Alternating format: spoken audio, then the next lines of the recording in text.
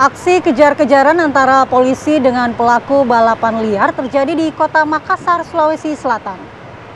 Polrestabes Makassar mengejar pelaku balapan liar di Jalan Veteran Selatan, Kota Makassar, Sulawesi Selatan pada Jumat malam. Polisi ini akhirnya berhasil meringkus pelaku di dalam sebuah gang kecil. Polisi menyita motor yang digunakan pelaku untuk melakukan aksi balap liar. Aksi ini memang kerap terjadi di Kota Makassar dan sebagian pelaku ternyata merupakan remaja yang masih berstatus sebagai pelajar.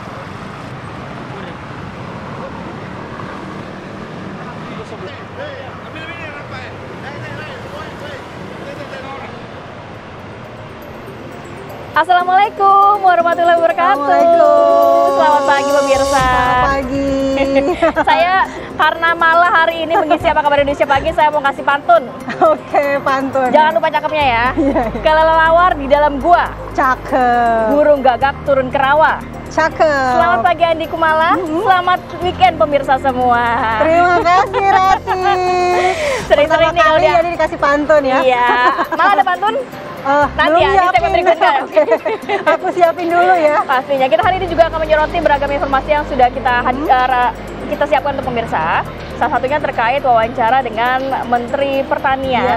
Nanti akan membahas mengenai apa sih sebenarnya? Jadi Menteri Pertanian ini akan menargetkan swasembada pangan. Bisa nggak ya Indonesia Insya Allah mencapai swasembada pangan? Katanya ini dalam 4 tahun target tersebut akan dicapai. Langkah-langkahnya seperti apa? Nanti kita akan lihat wawancara khusus dengan Menteri Pertanian. Baik, kita ke informasi yang pertama dulu pemirsa. Tim Jatanras Polrestabes Makassar ini meringkus 3 pelaku pencurian kendaraan bermotor yang memang sudah kerap melakukan aksi pencurian dan kerap beraksi di Makassar, Sulawesi Selatan.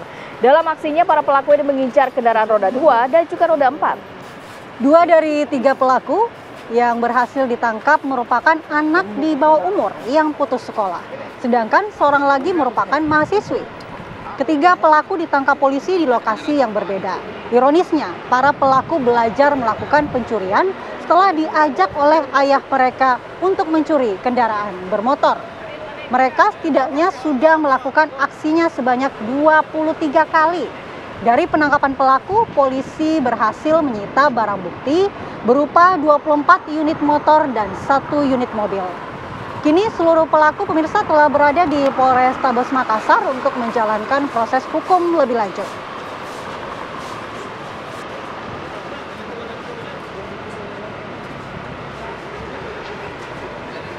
Pasangan suami istri beserta seorang anaknya yang masih balita tertimpa pohon tumbang di Jalan Haji Wahid Hasyim, Kota Mojokerto, Jawa Timur.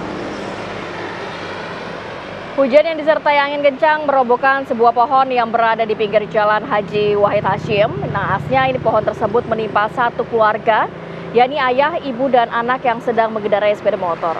Ketiga korban dilarikan ke rumah sakit untuk mendapati pertolongan akibat luka-luka terhantam batang pohon tumbang tersebut.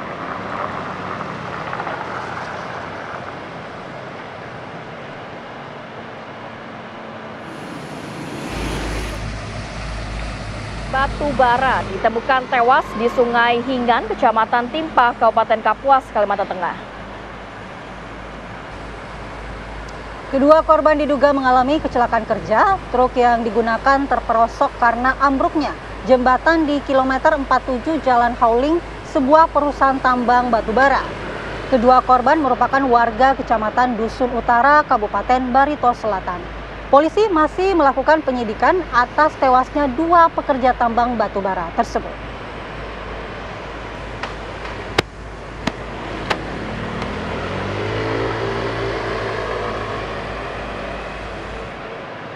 Selanjutnya informasi dari Mamuju, seorang pria di Desa Budong-Budong, Kabupaten Mamuju Tengah, Sulawesi Barat, diterkam buaya saat berada di empang miliknya. Korban ditemukan warga di dalam hutan bakau dalam kondisi tewas mengenaskan.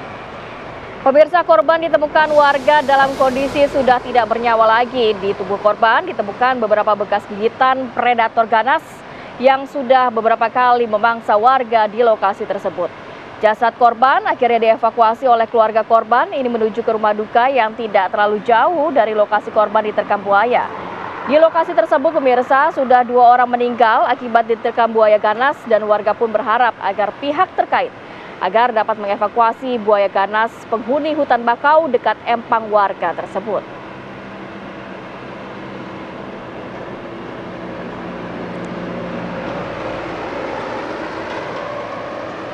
Kita ke informasi selanjutnya, pemirsa. Seorang juru parkir di Temanggung, Jawa Tengah berhasil selamat dari maut meski sempat tertabrak, bahkan terseret sebuah minibus yang diduga mengalami remblong. Detik-detik kejadian tersebut sempat terekam CCTV dan viral di media sosial milik salah seorang warga di dekat lokasi kejadian. Bus terlihat tidak terkendali hingga menabrak sebuah mobil, sepeda, dan seorang tukang parkir yang tengah mengatur jalan. Hingga tukang parkir tersebut terseret di atas kabin mobil sejauh 5 meter.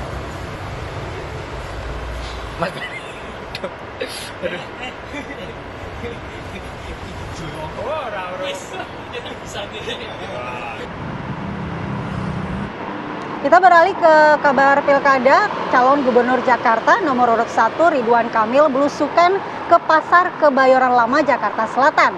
Sementara itu, calon Wakil Gubernur Jakarta Suswono menghadiri deklarasi dukungan Forum Aktivis Alumni Himpunan Mahasiswa Islam.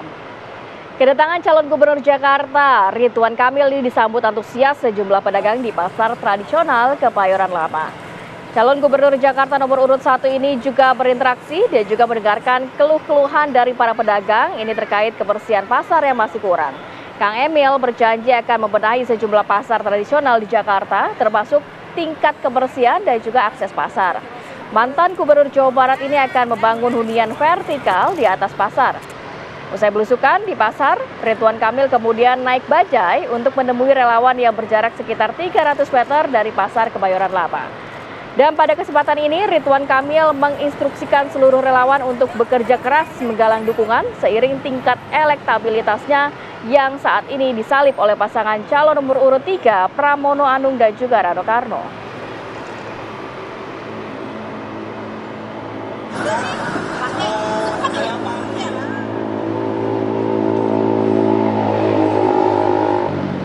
Sementara calon Wakil Gubernur Jakarta jalur independen Kun Wardana Abioto meresmikan warung independen di Cipinang Besar Utara, Jakarta Timur.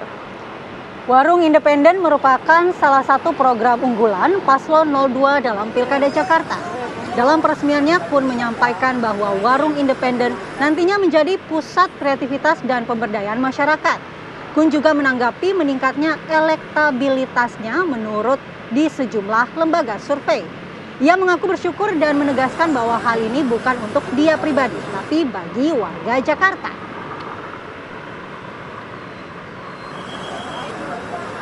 Ada di daerah khusus Jakarta, jadi nggak usah jauh-jauh lagi nih. Kalau kemarin kita lanjut ke calon Gubernur Jakarta nomor urut 3 Pramono Anung yang menyambangi kawasan Cengkareng, Jakarta Barat untuk belanja masalah dan mempromosikan program-program unggulannya kepada warga. Dalam kampanye kali ini, Pramono Anung berbincang dengan sejumlah warga untuk belanja masalah. Serta juga Pramono ini mempromosikan program-program unggulannya. Pendidikan, lapangan pekerjaan, hingga harga sembako yang tinggi merupakan sejumlah permasalahan yang terus dikeluhkan oleh warga Cengkareng kepada Pramono Anung.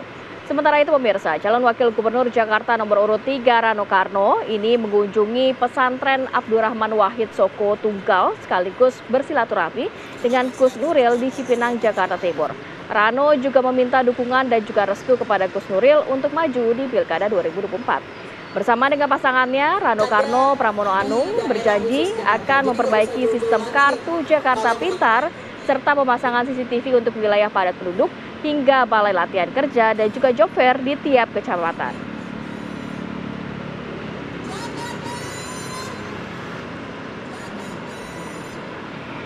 Dari Pilkada Jakarta kita bergeser ke Pilkada Sumatera Utara. Calon Gubernur Sumatera Utara nomor urut 1 Bobi Nasution menyampaikan pesan khusus saat mengunjungi masyarakat pesisir Labuan Batu. Sedangkan Cagup Sumut nomor urut 2 Edi Rahmayadi berjanji bakal memperbaiki infrastruktur di Kabupaten Asahan, daerah yang sebelumnya dipimpin oleh pasangan Bobi.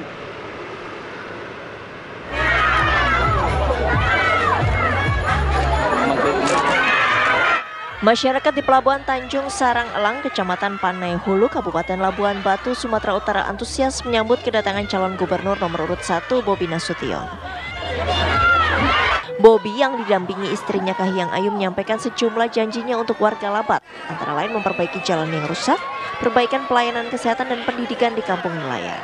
Di saat yang sama, Bobi menitipkan pesan khusus untuk para pendukungnya di masa kampanye ini, yakni berpolitik santun. Pendukung Bobi Surya nggak pernah fitnah-fitnah, setuju? Pendukung Bobi Surya nggak mau saling menjelekkan, nggak mau saling fitnah, menjatuhkan. Itu bukan rumus untuk menang. Itu rumus untuk mengajarkan orang membenci. Mengerjakan yang mau melaksanakan tugasnya sebagai kepala daerah.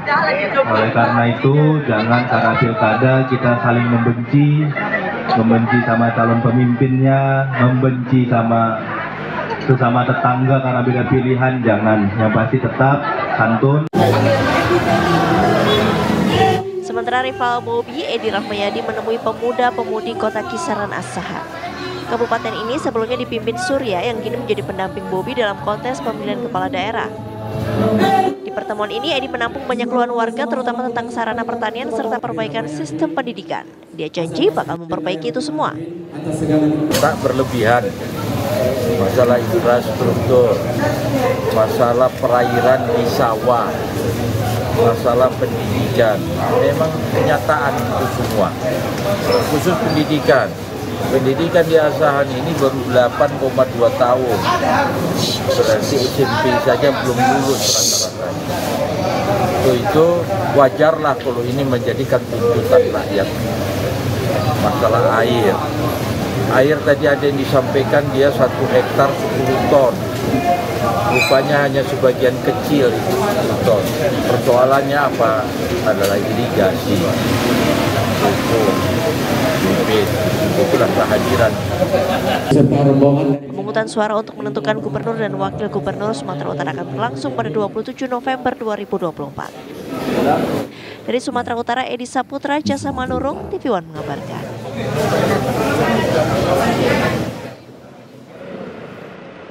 Baik, kita harus saja pemirsa untuk jeda dulu sejenak. Nanti kita akan hadirkan informasi terkait Presiden Prabowo Subianto memimpin prosesi upacara parade senja yang dihadiri anggota Kabinet Merah Putih. Sesaat lagi tetap bersama kami.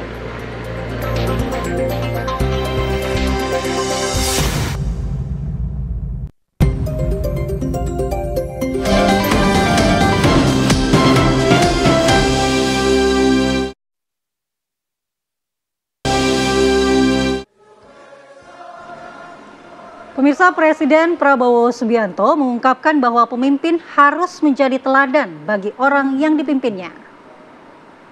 Sehingga pemimpin harus siap terjun ke tempat yang paling berbahaya untuk menyelesaikan persoalan di masyarakat. Hal tersebut diungkapkan oleh Presiden Prabowo Subianto saat gala dinner dengan Kabinet Merah Putih dan Taruna-Taruni Akademi Militer di Magelang, Jawa Tengah. Sebelum memulai makan malam bersama, Presiden Prabowo Subianto menyampaikan sambutannya. Presiden juga berterima kasih kepada seluruh peserta parade senja yang telah melaksanakan upacara dengan penuh semangat dan juga disiplin meski diguyur dengan hujan deras. Presiden Prabowo Subianto beralasan bahwa Kabinet Merah Putih dibawa ke Akademi Militer agar memiliki semangat juang yang tinggi dan juga siap berkorban jiwa dan raga untuk bangsa dan negara.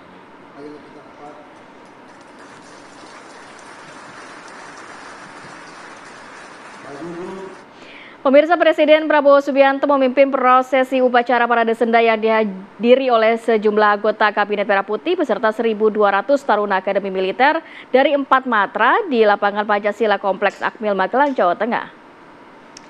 Presiden Prabowo Subianto bertindak sebagai inspektur pasukan atau defile di hadapan anggota Kabinet Merah Putih.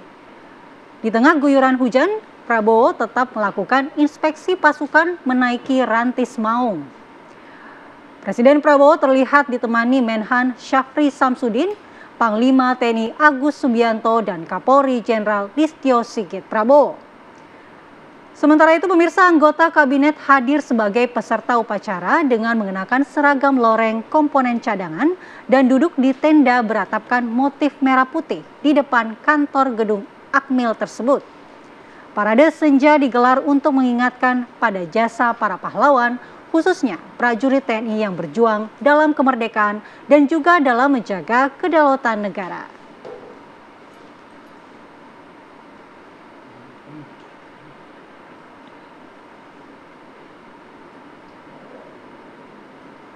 Presiden Prabowo Subianto dan Wapres RI Gibran Rakabuming Raka mengikuti latihan baris berbaris dalam kegiatan pembekalan menteri di Akmil Magelang, Jawa Tengah.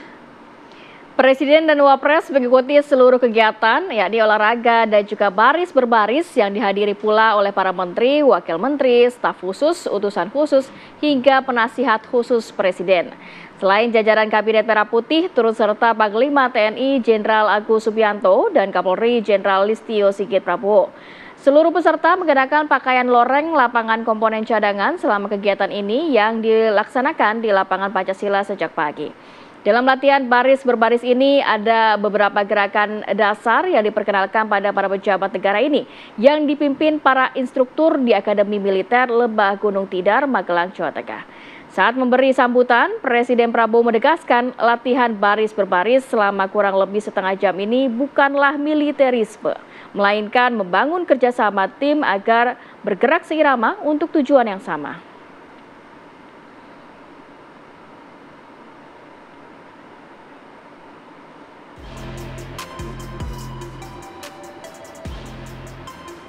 Saya tidak bermaksud membuat tenaga militer sedikit salah. Bukan itu. Dan lebih dari itu di pemerintahannya. Dan dari itu inti daripada semua usaha adalah disiplin. Kedua, kesetiaan. Benar-benar mengatakan saudara tidak setia kepada Prabowo. Setia kepada bangsa dan negara Indonesia. Saya ini mengatakan untuk mempertahankan bangsa dan negara setia kepada kita semua. Pemirsa, Presiden Prabowo Subianto memberikan pengarahan kepada jajaran Kabinet Merah Putih di kawasan Akademi Militer Magelang, Jawa Tengah. Dalam pengarahan itu, Presiden Prabowo menyampaikan sejumlah hal penting, diantaranya fokus dan komitmen masing-masing kementerian dan lembaga untuk bekerja mengentaskan kemiskinan, makanan bergizi gratis, pemberantasan korupsi, swasembada pangan hingga swasembada energi. Di akhir acara pengarahan, Presiden Prabowo bersama jajaran kabinet melakukan foto bersama sembari menyemarakan yel-yel merah putih.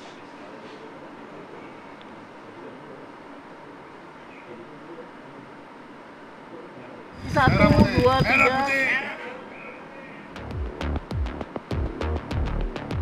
Dan pemirsa, sejumlah jajaran Kabinet Merah Putih membagikan momen foto bersama Presiden Prabowo dan Wakil Presiden Gibran Rakabuming saat menjalani pembekalan di Akademi Militer Magelang.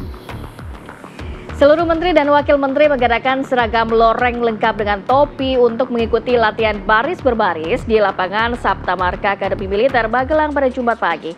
Dalam momen ini pemirsa, Wakil Menteri Dalam Negeri Bima Arya Sugiarto turut mengunggah foto selfie dengan Presiden Prabowo dan juga menteri lainnya. Selain itu, Bima Arya juga tampak berfoto dengan Wakil Presiden Gibran Rakabuming Raka.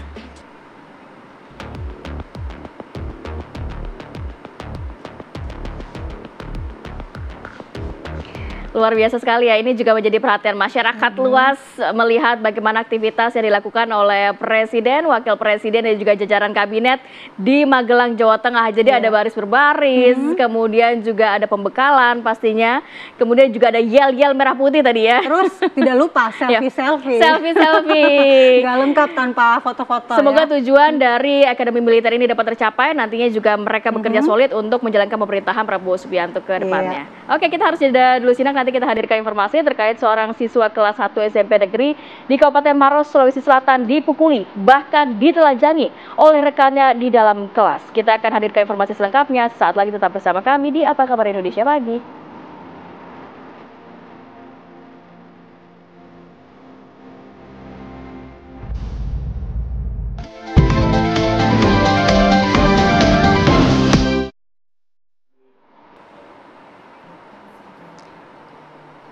Pemirsa, Voxpol Center Research and Consulting merilis survei elektabilitas pada Pilkada Jawa Barat.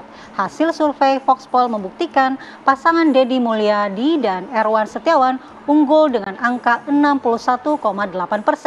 Survei dilakukan pada 10 hingga 20 Oktober 2024. Pasangan Deddy Mulyadi, Erwan Setiawan unggul dengan angka 61,8%, Ahmad Syaiqo Ilham Akbar Habibi 18,6%, Acep Adang Ruhiat Gita Dwi Natarina 7,4%, sementara JJ Wiradinata Ronald Suprapraja 5,6%, serta 6,6% yang menjawab tidak tahu atau tidak menjawab.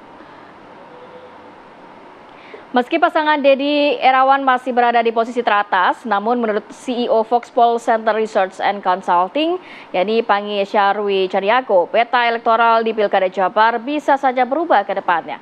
Dari hasil survei yang dikumpulkan, masih ada sekitar 27,1% warga yang belum menentukan pilihan atau undecided voter di Pilgub Jawa Barat. Tren elektabilitas para calon ini bisa saja berubah karena beberapa faktor, diantaranya isu terkini hingga peran tokoh berpengaruh dalam kampanye. Ada beberapa catatan yang beliau sampaikan soal berhati-hati dengan Pilgub di Jawa Barat, karena gambaran dengan cerminan awal, preferensi awal dengan hasil akhirnya selalu beberapa kali pemilu itu berbeda-beda, ada kejutan. Kita masih ingat ketika Ahmad Heriawan dengan Deddy Mizwar dulu ya, itu juga dengan Agung Gumelar itu nggak ada yang prediksi bahwa akhir akan leading sebagai pemenang, karena hasil semua lembaga pollster waktu itu melihat bahwa Agung Gumelar potensi lebih besar probability dibanding yang lain. Tapi apa yang terjadi hari hanya ada kejutan gitu, dan itu leading bukan menyalip, bukan hanya karena berkompetisi, itu nyalip dan menang.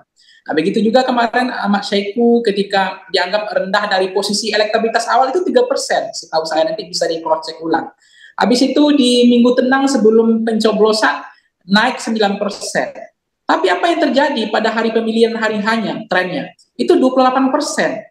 Ya hampir-hampir saja menyalip yang namanya elektabilitas Ridwan Kamil gitu. Nah, itu fakta bahwa akan ada kejutan-kejutan terusnya. Nah, apakah memungkinkan? Nah, ini yang menjadi misteri. Apakah akan memungkinkan masih terjadi kejutan pada Pilgub 2024 di Jawa Barat? Baik, kita ke informasi selanjutnya, pemirsa. Kejaksaan Agung merilis bukti terbaru sitaan dalam pengembangan perkara, yakni dugaan suap vonis bebas Ronald Tanur. Direktur Penyidik Jampitsus mengungkap penangkapan terhadap ZN, mantan Kepala Badan Diklat Hukum dan Peradilan Mahkamah Agung. ZN diduga terlibat penyuapan bersama pengacara Ronald Tanur yang bernama Lisa Rahmat. Lisa Rahmat meminta ZR agar mengupayakan para hakim agung tetap memutuskan Ronald Tanur tidak bersalah dalam putusan kasasi. Lisa Rahmat menjanjikan 5 miliar rupiah untuk 3 hakim agung serta 1 miliar rupiah untuk ZR.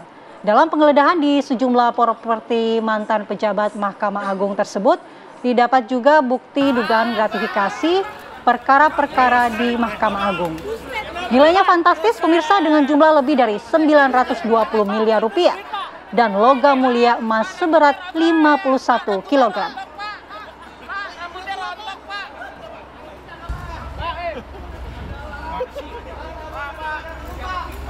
Di mana LR meminta ZR agar ZR mengupayakan Hakim Agung pada Mahkamah Agung tetap menyatakan Ronald Tanur tidak bersalah dalam putusan kasasinya.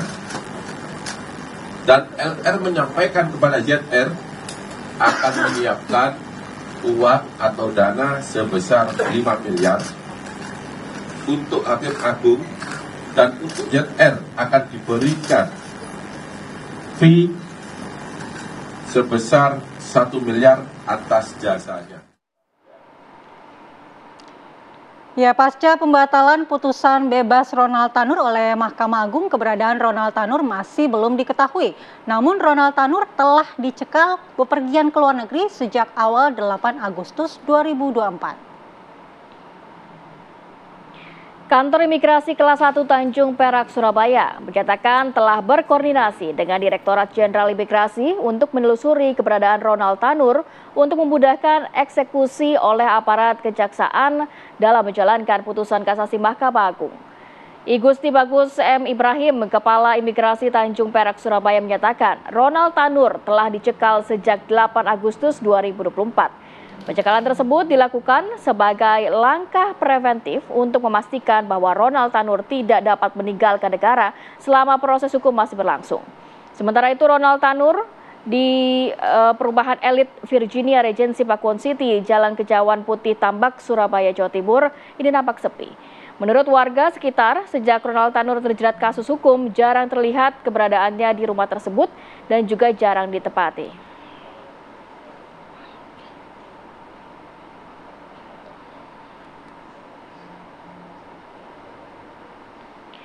Kita ke informasi selanjutnya pemirsa, ini miris sekali seorang siswa kelas 1 SMP negeri di Kabupaten Maros, Sulawesi Selatan dipukuli, bahkan ditelanjangi oleh teman-temannya sendiri di dalam kelas. Menurut orang tua korban, anaknya menjadi korban bullying oleh rekannya dengan teman-temannya di dalam kelas pada hari Rabu 23 Oktober lalu. Aksi perundungan meliputi pengguntingan rambut korban, kemudian pemukulan hingga korban ditelanjangi.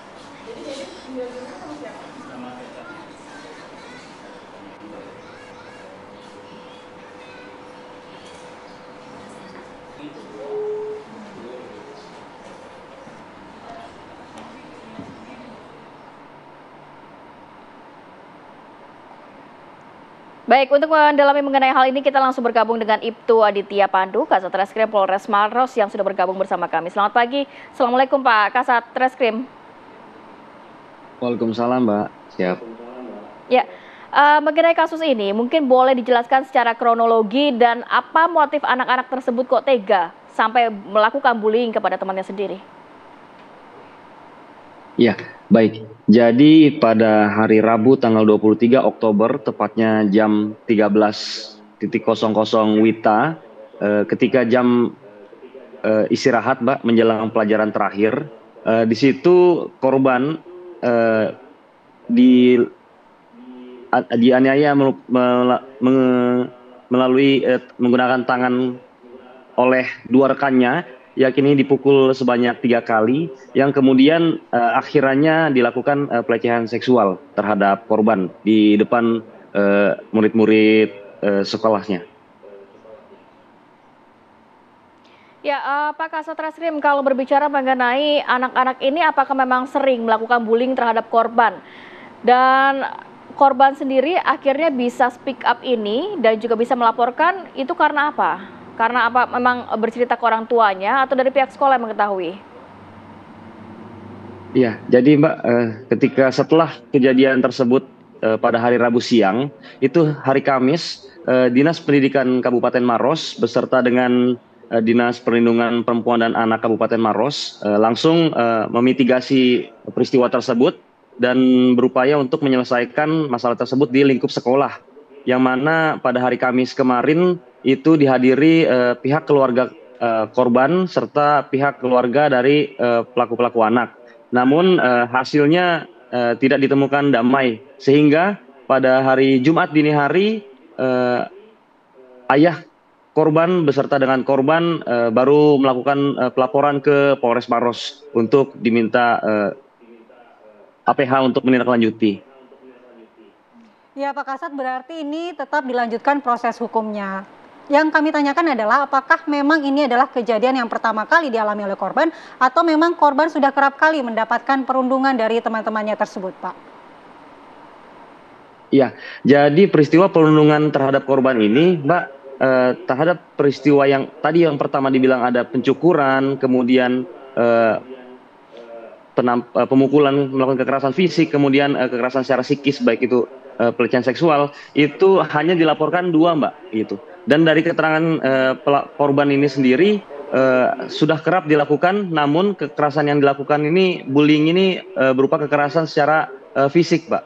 Namun pada hari Rabu kemarin peristiwa sampai dilakukan pelecehan seksual di depan teman-teman kelasnya itu puncak di mana sang anak ini merasa trauma, Mbak.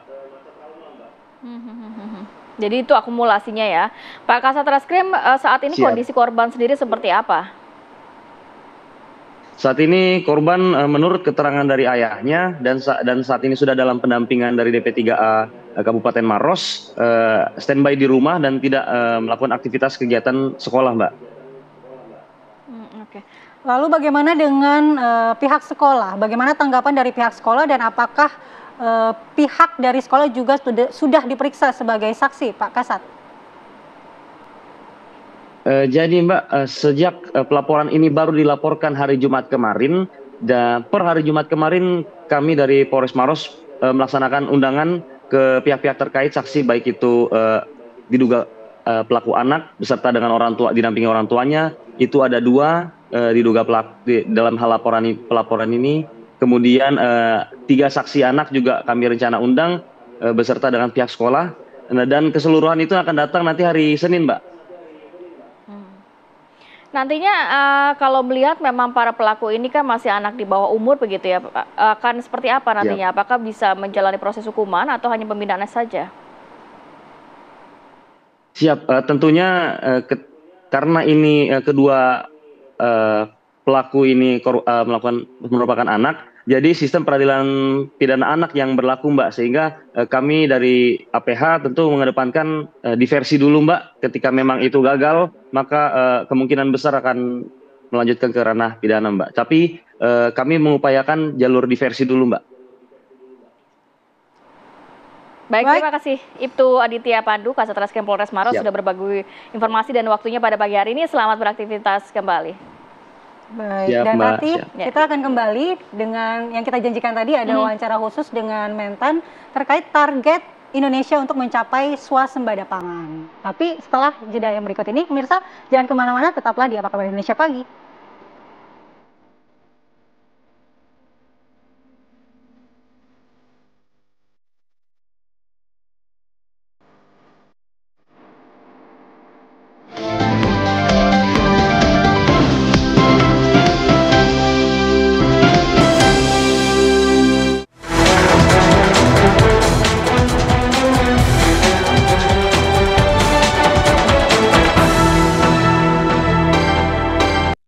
Anda menyaksikan wawancara khusus bersama dengan saya, Celia Alexandra. Kali ini sosok yang kita wawancarai adalah Menteri Pertanian Republik Indonesia, Andi Amran Sulaiman. Halo Bapak.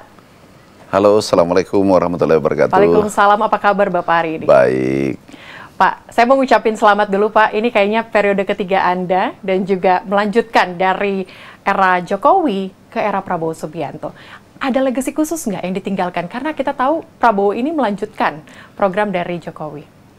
Mungkin legasi khususnya adalah kita swasembada 4 kali. Wow, oke. Dan alhamdulillah kita mendapatkan penghargaan tertinggi dunia untuk food security, yaitu Agricola medali Agricola baru-baru saja kita terima. Dan kita terima setelah 40 tahun. Wow. Dulu 85, 84, 85, sekarang 2004 baru dapat lagi. Baru mendapatkan lagi.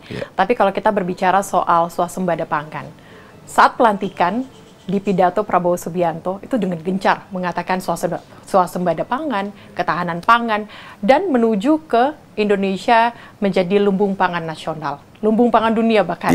Ini gimana Kementerian Pertanian mempersiapkan ini, Pak? Jadi ini gagasan besar Bapak Presiden. Sekali lagi saya tegaskan, ini gagasan besar Bapak Presiden. Sehingga seluruh lembaga yang terkait dengan Kementerian Pertanian, khususnya untuk pencapaian swasembada, itu harus kita bersama-sama kolaborasi untuk mencapai mimpi besar ini. Kemudian ini sangat tepat. Di saat sekarang ini kita kan tahu dunia krisis pangan dan krisis energi. Kami fokus pangan. Indonesia baru-baru saja terjadi krisis pangan. Januari, Februari sempat ada antri beli beras di toko-toko itu sangat mengkhawatirkan. Ingat, pangan, ketahanan pangan identik dengan ketahanan negara. Pangan bermasalah, negara bisa bermasalah. Kalau ekonomi, yang krisis ekonomi, pertanian biasanya tumbuh dengan baik karena komoditasnya ekspor. Kemudian kalau krisis kesehatan seperti kemarin COVID-19 itu pakai masker cukup. Tapi kalau krisis pangan itu akan melompat krisis politik, konflik sosial. Ini negara bisa bermasalah. Menjadi permasalahan yang cukup. Jadi ini sangat vital. Begitu ya? Ya, Bapak Presiden perintahkan kepada kami sebagai pembantunya, tolong kejar swasembada dalam waktu yang sesingkat-singkatnya, secepat-cepatnya.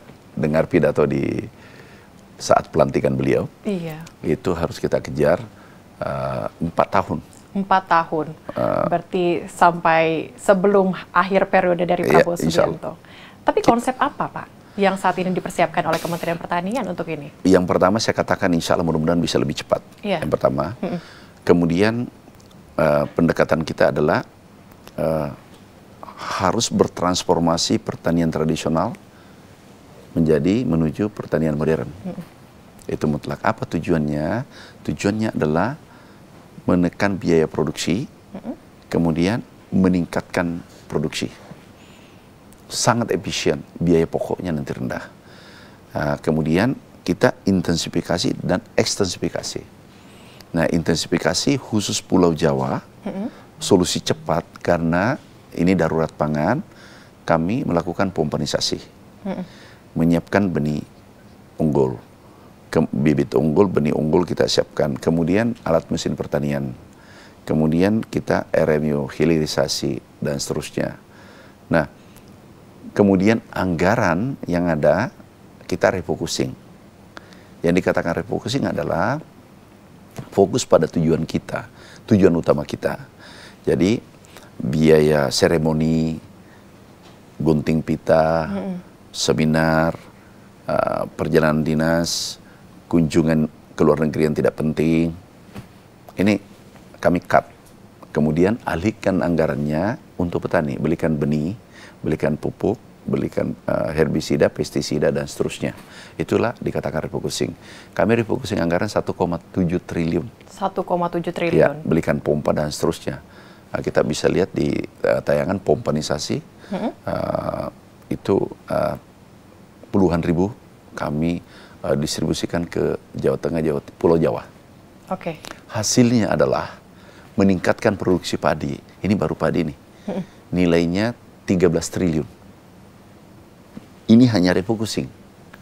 Tapi memberikan nilai tambah itu 13 triliun. Karena tepat sasaran. Signifikan sekali. Sangat. Contoh pompanisasi. Ini kan ada lahan upland di Jawa. Itu kurang lebih 500-700 ribu hektar. Yang dikatakan upland adalah lahan kering, tanamnya 1 kali 1 tahun. Tetapi ada sungai besar, Sungai Bengawan Solo, Sungai Cimanuk, Sungai Berantas, Sungai Musi di Sumsel. Ini kan sungai besar tidak pernah kering. Nah, airnya ini kita pompa naik. Sehingga dulu tanam 1 kali menjadi 2 kali, bahkan 3 kali. Nah, jadi lebih banyak yang dihasilkan. Ini solusi cepat.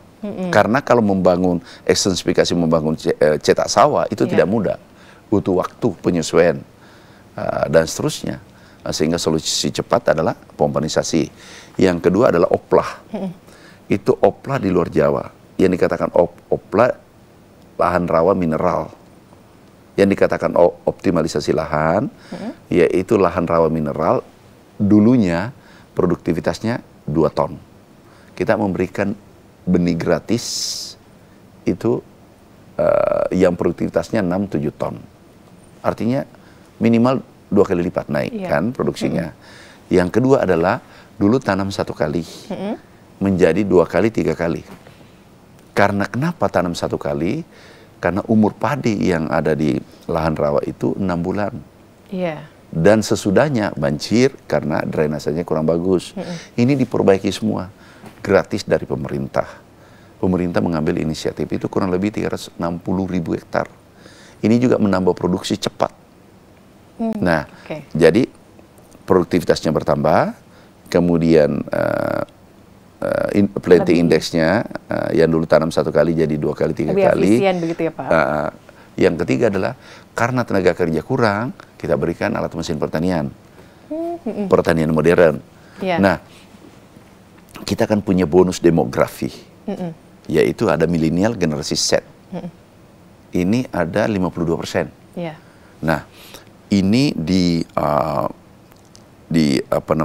dioptimalkan sumber daya yang ada, sumber daya alam, lahan kita luas, sumber daya manusia, generasi Z, generasi milenial, kemudian ada teknologi. Bekerja beriringan bersama. Ini dioptimalkan, saat ini kita optimalkan, terus masalahnya adalah apakah milenial tertarik untuk bertani? Untuk bertani. Nah, kata kuncinya adalah beri ruang untuk untung. Siapapun, bukan pertanian saja, dimanapun orang kerja, kalau tidak menguntungkan pasti mereka nggak datang. Iya, tapi ini menarik ya Pak, bicara soal untung nih Pak. Iya. Karena kalau misalnya kita bicara soal untung, pasti di mindset orang, di mindset anak muda, bertani itu untungnya kecil Pak. Nah, ini mindset. Mindset ini yang kita ubah. Pola pikir ini kita ubah dengan aksi nyata. Tidak bisa dengan narasi. Nah, kami sekarang membangun klaster pertanian modern. Pertanian yang dikatakan pertanian modern adalah klaster ini katakanlah 10.000, 100.000, ini semua menggunakan teknologi tinggi. Jadi menggunakan ngolah bibit unggul, benih unggul, ngolah tanah pakai traktor, tanam pakai rice transplanter, alat tanam, kemudian panen pakai combine harvester, kemudian nanti dryer, RMU masuk di gudang. Semua dengan teknologi tinggi dan menguntungkan. Nah, kami membentuk satu brigade milenial itu satu tim 15 orang. Dia bisa mengolah 200 hektar dengan menggunakan semua peralatan, bahkan menggunakan drone.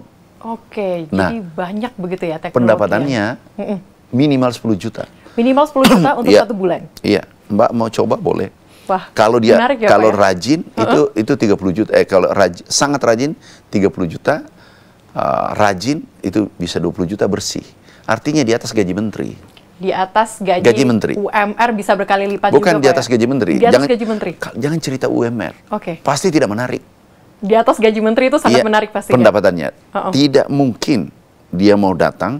Jadi katakanlah gaji pegawai, ya honor dan seterusnya, 2 juta, 3 juta, 5 juta, 4 juta. Ini harus kali 3. Kenapa? Paling sulit merubah mindset. Pola pikir paling sulit, culture paling sulit. Nah, ini bonus demografi ini milenial yang jumlahnya 52%, berarti 100 juta kan yang produktif. Kalau kita gagal memanfaatkan, Indonesia Emas bisa gagal. Oleh karena itu, untuk sektor pertanian kami menyiasati dengan transformasi pertanian tradisional menjadi modern. Bayangkan dulu tradisional, tanam padi, panen padi, itu kalau satu orang butuh 20 hari. Sekarang hanya 2 jam. Jauh lebih efektif, efisien. Jauh. Kita akan lanjutkan Pak, perbincangan kita usai jeda berikut pemirsa.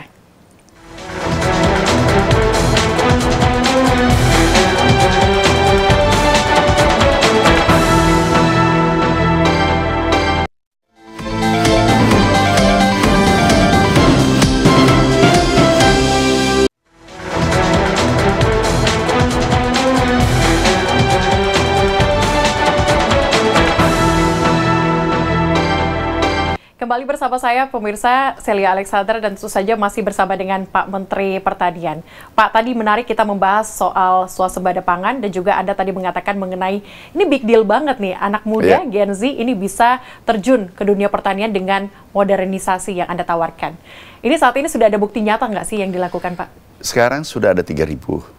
Pendaftaran kita buka baru 2 minggu itu sudah ada 5.000 yang mendaftar.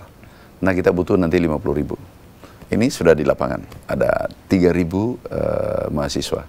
3.000 mahasiswa. Ya. Apakah ini bukan hanya mahasiswa, alumni dan pekerja yang muda mau begitu ya? selesai.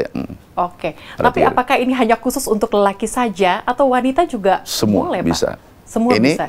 ada perempuan, operator, traktor, dan bisa menggunakan drone, hanya dipencet, otonomous. Jadi bisa. Nah, kemudian berikutnya saya lanjutkan ekstensifikasi cetak sawah. Yes.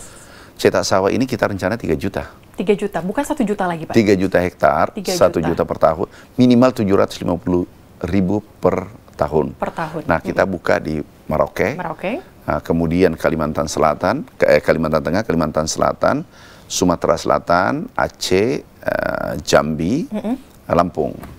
Nah, di sentra-sentra produksi ini kita cetak sawah.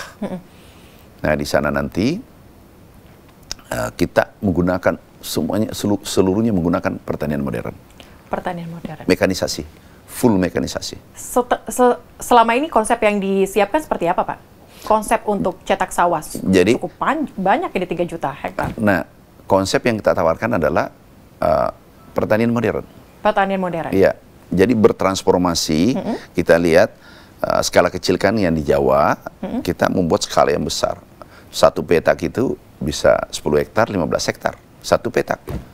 Kemudian menggunakan teknologi, menggunakan mekanisasi, menggunakan benih unggul, menggunakan full mekanisasi. Jadi semua menggunakan teknologi seperti negara maju.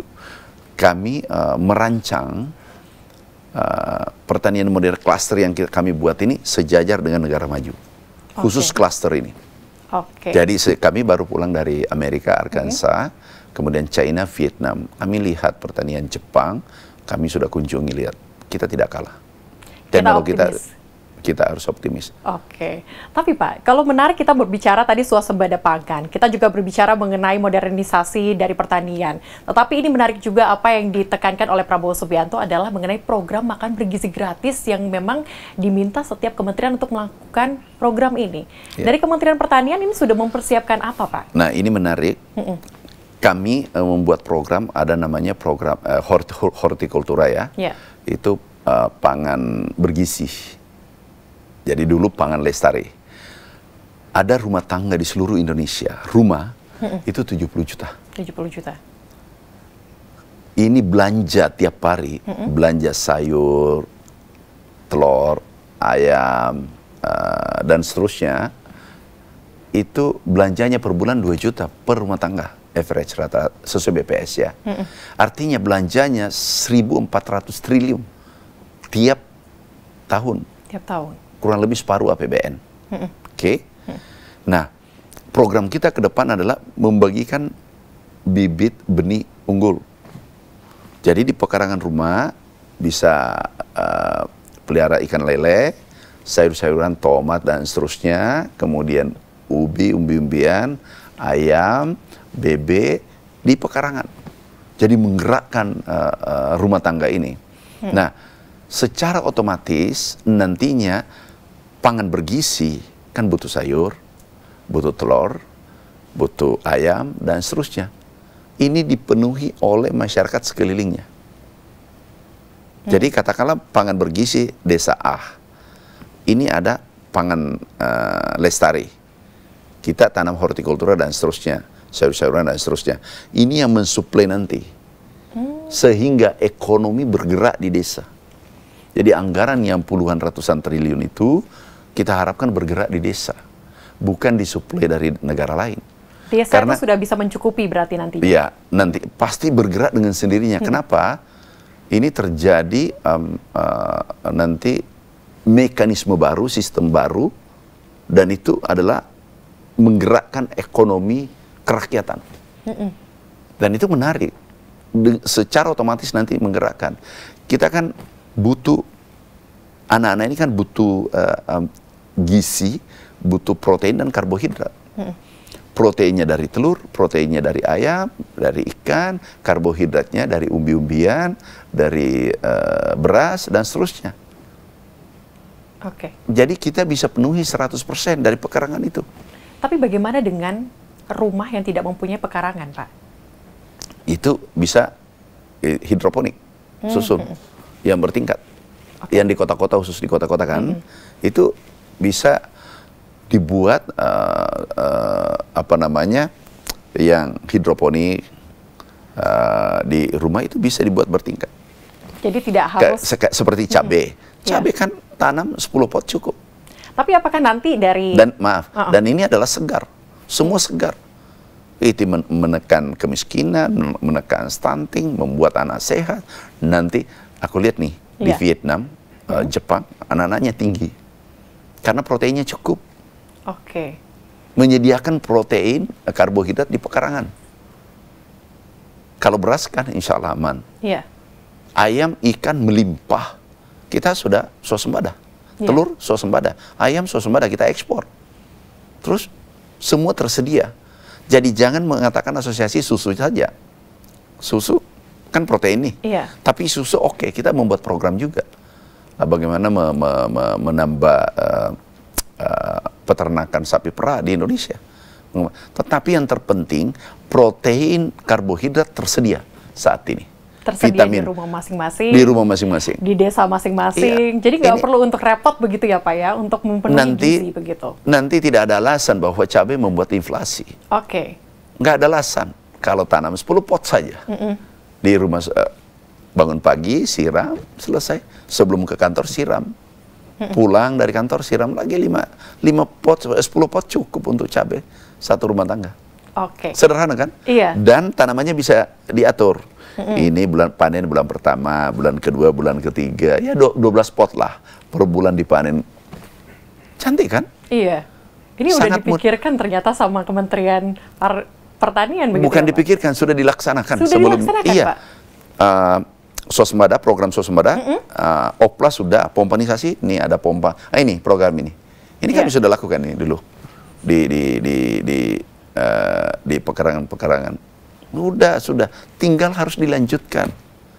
Nah, maaf, terkadang kita punya ego sektoral, pemimpin ego. Contoh, kepala desa, pergantian kepala desa, diganti kepala desa lainnya, program tidak dilanjutkan. Bupati, program tidak dilanjutkan, yang korban adalah rakyat, karena itu uang rakyat. Ini, peralatan ini uang rakyat semua, ini pajak. Kita harus jaga. Jadi, ini adalah golden momentum pemerintahan berkelanjutan. Kami dapatkan satu tempat, satu provinsi, 3 stadion, karena 3 kali pergantian gubernur tidak ada yang beres. Aduh. Nah, ini nggak boleh terjadi. Nah, ini keberlanjutan pemerintahan ini luar biasa. Ini harus dirawat ke depan, mulai dari kepala desa sampai presiden. Karena biasanya putus kan? Ya. Nah, inilah pentingnya keberlanjutan. Jadi sekarang adalah luar biasa, istimewa.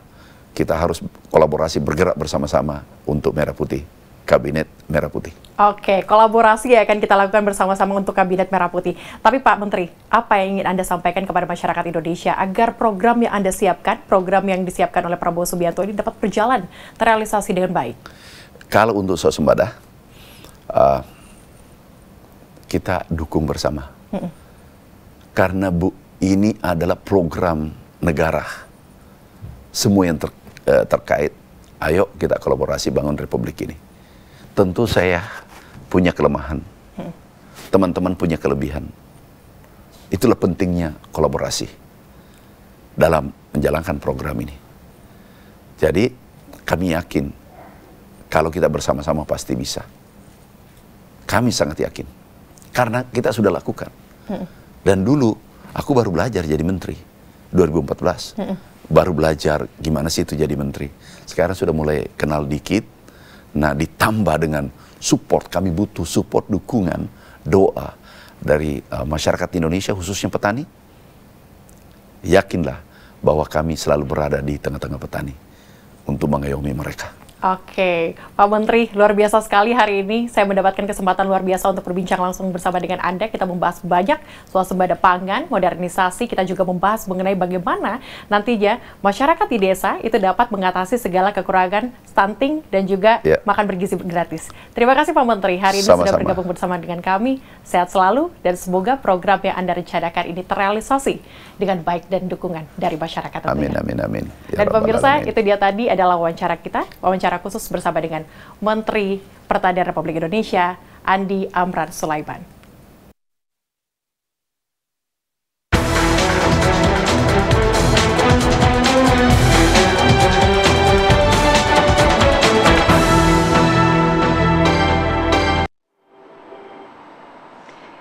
Luar biasa tadi wawancara Celia dengan Mentan. Berarti udah siap nanam cabai, Kangkung? Saya sudah siap mau mendaftar. Tadi kan dikatakan 50.000 membutuhkan anak muda untuk berada di sektor pertanian. Nah, buat tim-tim rebahan, anak-anak muda lebih baik produktif begitu ya di sektor pertaniannya. Kita sama-sama berdoa semoga program ini dapat berjalan dengan lancar pastinya nanti di pemerintah Prabowo Subianto. Supaya swasembada pangan bisa tercapai. Amin, amin ya robbal alamin. Oke, kita harus jeda dulu sejenak. Nanti kita hadirkan informasi menarik lainnya. Tetap bersama kami di Apa Kabar Indonesia Pagi.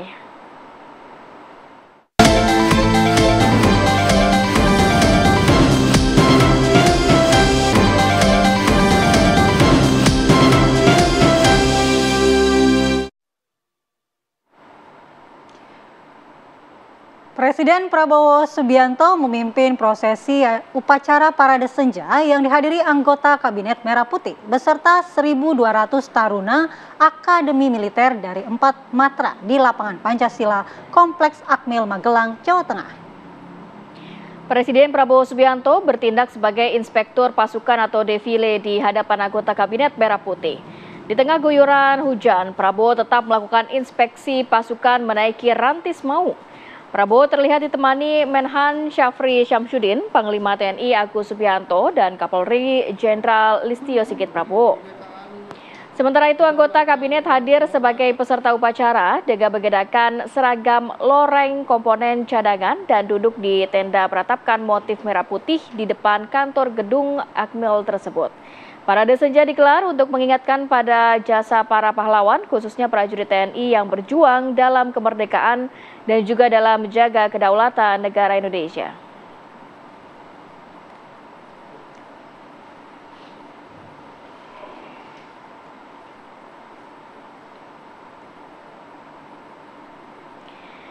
Pemirsa, Presiden Prabowo Subianto ini memberikan pengarahan kepada jajaran Kabinet Merah Putih di kawasan Akademi Militer Magelang, Jawa Tengah. Dalam pengarahan itu, Presiden Prabowo menyampaikan sejumlah hal penting, di antaranya fokus dan komitmen masing-masing kementerian dan lembaga untuk bekerja mengentaskan kemiskinan, makanan bergizi gratis, pemberantasan korupsi, swasembada pangan, hingga swasembada energi. Di akhir acara pengarahan, pemirsa, Presiden Prabowo bersama jajaran kabinet melakukan foto bersama sembari menyemarakkan yel-yel merah putih.